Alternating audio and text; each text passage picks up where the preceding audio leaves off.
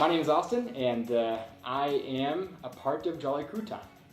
My name is Clayton, and I am also one part of Jolly Crouton. Yeah, there you go.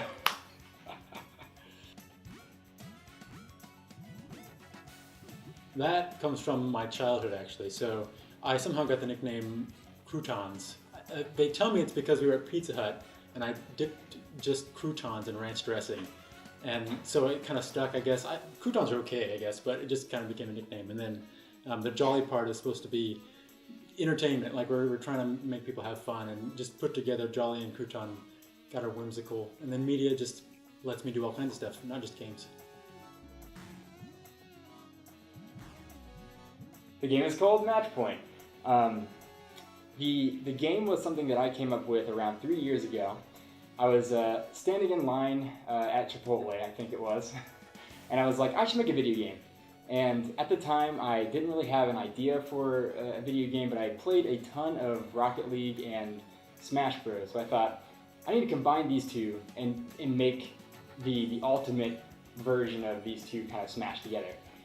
So that's Match Point. It was actually originally called Gravity Pong, and from that previous description, you can probably tell it's a multiplayer game where you're trying to get a ball into a goal.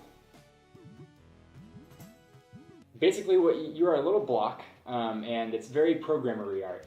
So the term that comes from is a lot of programmers, when they make games for the first time, they just make blocks that jump around and just do random stuff. So we ended up staying with the little box, but we tried to play off of that. The game's original name was, like I said before, Gravity Pong.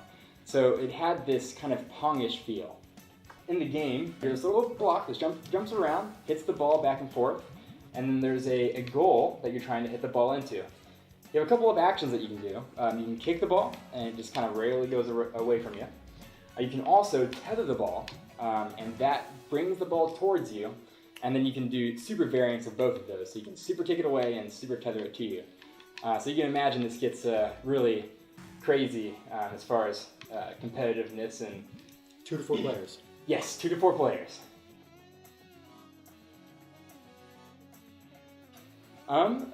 Definitely hand-eye coordination. It's very twitchy.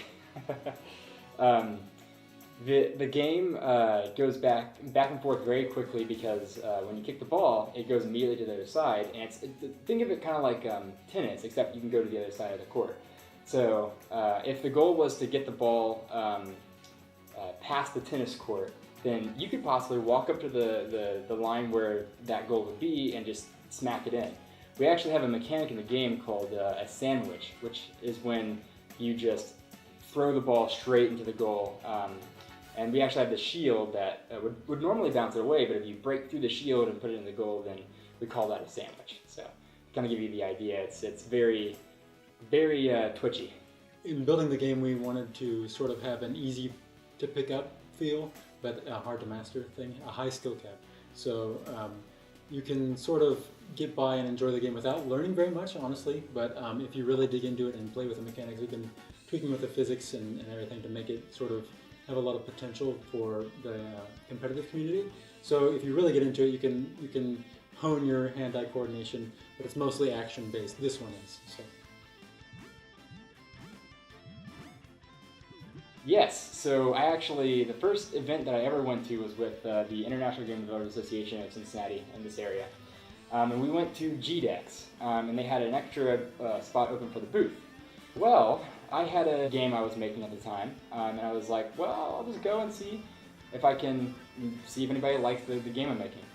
The game at the time was really bad, but I did end up bringing it, and I think it was there that I met you and showed you the game, and you thought it was real cool.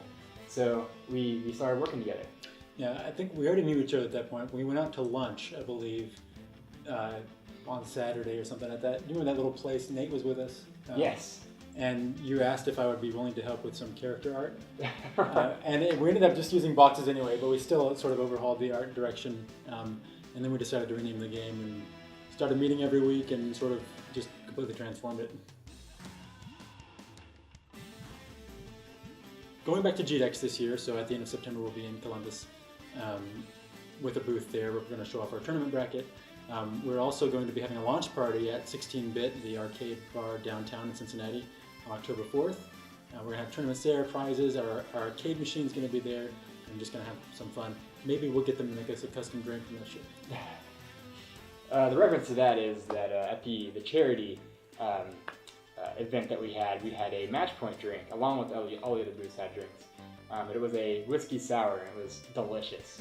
So, yeah, it was, So hopefully we can get something like that at 16-bit.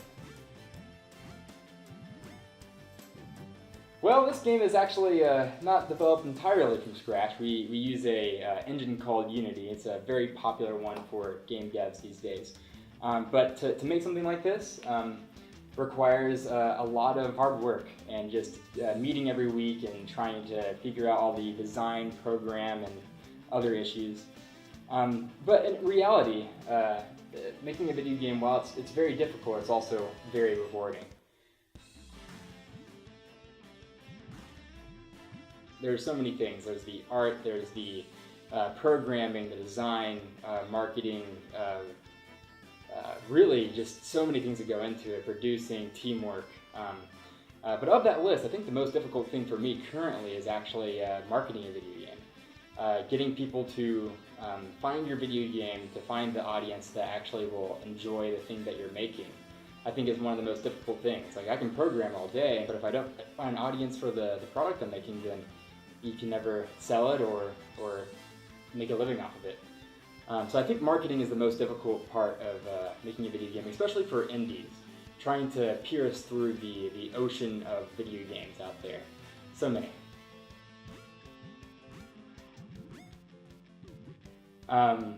As far as other ways to market video games, I actually really think going to conventions that are, I guess, have an audience for the people that want to play your game.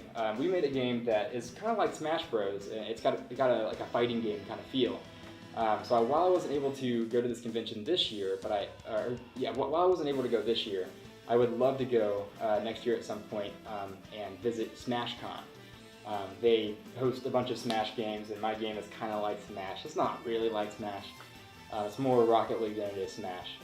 But I'd like to go there and see what the competitive Smash community thinks of more of a casual game that I made in my free time. I actually met one of the guys who worked on a game called Rivals of Ether, which is a Smash game that's in the vein of Super Smash Bros. Melee or any of those. He really enjoyed it and convinced me that I should go to SmashCon. So right now, we in the game, we actually have a bunch of rules that can change how the computer decides that. But currently, you have 5 goals until you win. So when the ball goes inside of the goal, it counts as a score for you, and then as soon as one team has 5 goals, it declares a winner. More technically, there's something that in a lot of applications is called state. You can have different states for an application, and I believe we've got, I don't know if I can name all of them, but we've got like a pause state, there's a win state, there's a goal state, there's a gameplay state, there's a before the match, there's like we call it the lobby state where you just bounce around before the game actually starts.